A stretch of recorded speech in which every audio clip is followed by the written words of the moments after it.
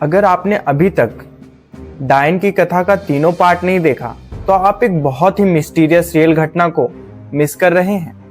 आप मेरे डिस्क्रिप्शन में दिए गए लिंक से तीनों पार्ट को देख सकते हैं और महसूस कीजिए एक सच्ची रियल घटना को। तो शुरू करते हैं इसके अंतिम पार्ट को। अमर बताता है कि जब सावित्री का पेट दर्द पूरी तरीके से ठीक हो गया था, उसके कुछ महीनों के बाद सावित्री पूरे तरीके से अच्छी थी। लेकिन जब नवरात्रा आया, सावित्री ने एक ऐसा काम किया जिससे पूरा गांव उसके नाम से कांपने लगा। आप लोग बचपन से ये देखते आ रहे होंगे कि आपके घर में देवता या भूत की पूजा करने से पहले बलि दी जाती है। ये जो बलि देने का नियम है ज़्यादातर नवरात्रा या दुर्गा पूजा के समय होता है। नवरात्रा का समय था, हल्की बारिश हो रही थी। अमर के घर पे आज देवताओं को बलि देना था। दोपहर के 1 बज रहे थे। देवताओं को बलि दिया गया और बकरा कटने के बाद जो उसका खून एक थाल में रखकर थोड़ी देर के लिए बाहर रखा जाता है। खून से भरा हुआ थाल एक कमरे के अंदर रख देते हैं और पूजा को दोबारा प्रक्रिया चालू करते हैं। थोड़ी देर बाद अमर को कहा गया कि आप कमरे से उस थाल को लेकर आए।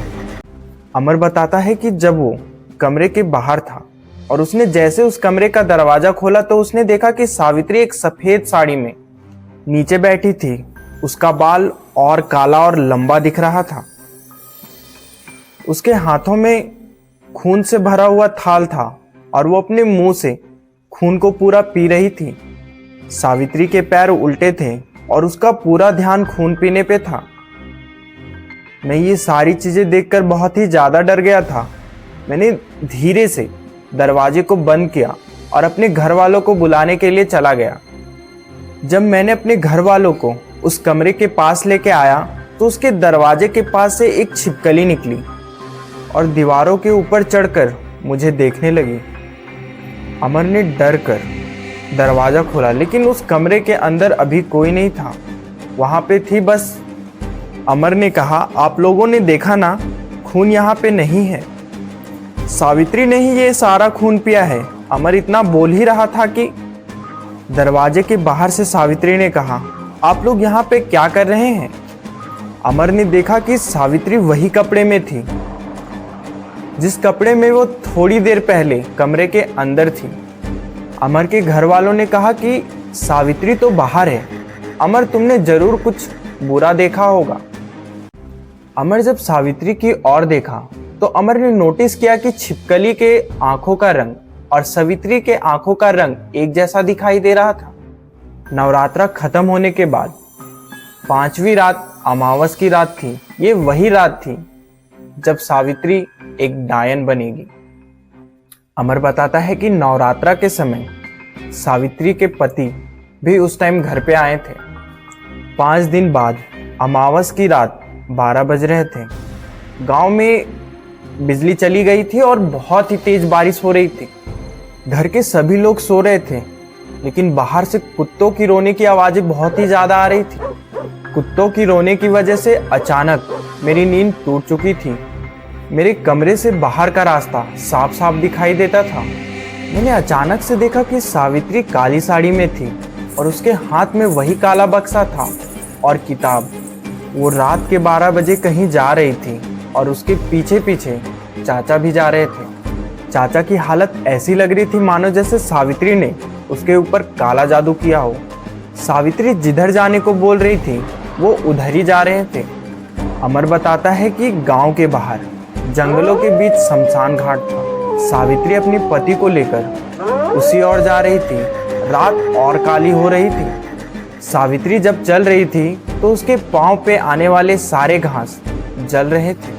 सावित्री शमशान घाट के पास जाकर खड़ी हो गई और बक्से और अपने पति को आगे रखा। कुछ देर बाद एक तांत्रिक शमशान में आया। सावित्री की जैसे कई औरत थे उसके साथ, जिनके हाथों में छोटे छोटे बच्चे थे।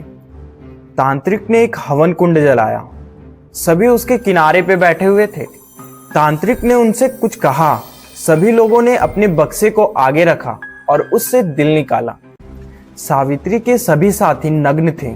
उन्होंने झाड़ू से कुछ बने हुए पहने थे। तांत्रिक मंत्रों का उच्चारण कर रहा था और सावित्री के सभी साथी उसके पीछे पीछे वो मंत्र उच्चारण कर रहे थे। मंत्र का जाप खत्म होने के बाद सभी लोग हवन कुंड के पास खड़े हो गए। उन सभी के पैर उल्टे और आंखें एकदम सफेद हो चुकी थी।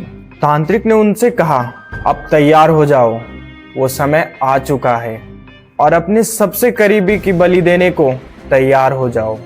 सभी के हाथों में पत्थर से बनी हुई चाकुएं थी। रात के 3 बजने ही वाले थे। अचानक से एक औरत का बच्चा रोने लगा। जब उस औरत ने उस बच्चे की ओर देखा, अमर बताता है कि मुझे नहीं पता कि उस समय क्या हुआ, लेकिन औरत अचानक से रोने लगी और तांत्रिक से कहा कि मैं अपने बच्चे की बलि नहीं दे सकती।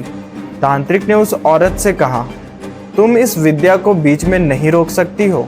लेकिन औरत रोकर बोल रही थी कि मैं अपने बच्चे को नहीं दे सकती, मैं यहाँ से जा रही हूँ। औरत जाने के लिए पीछे मुड़ी। अचानक से उसके आगे एक काला साया आया। औरत और उसके बच्चे को उसने पूरा निगल लिया।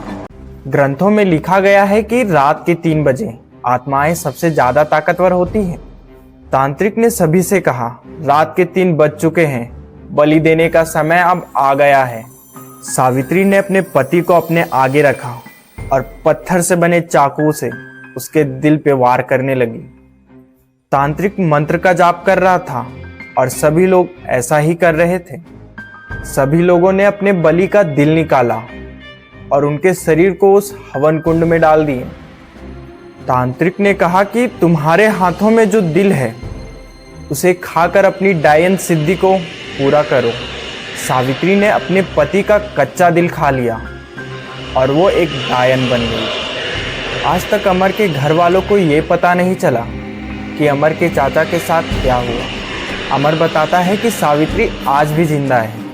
अगर वो आज भी किसी को कुछ बोल देती है तो वो सच हो जाता है। अमर के साथ बीती हुई ये घटना यहीं पे समाप्त होती है। वो सावित्री आज भी अपने गांव में घूम रही है। अगर आपके साथ भी ऐसी घटना घटी है या आपने कुछ ऐसा देखा है तो मेरे डिस्क्रिप्शन पे दिए गए मेल पे मेल करें और एक प्यारा सा कमेंट ज़रूर करें। मिलते हैं आपसे अगले वीडियो में।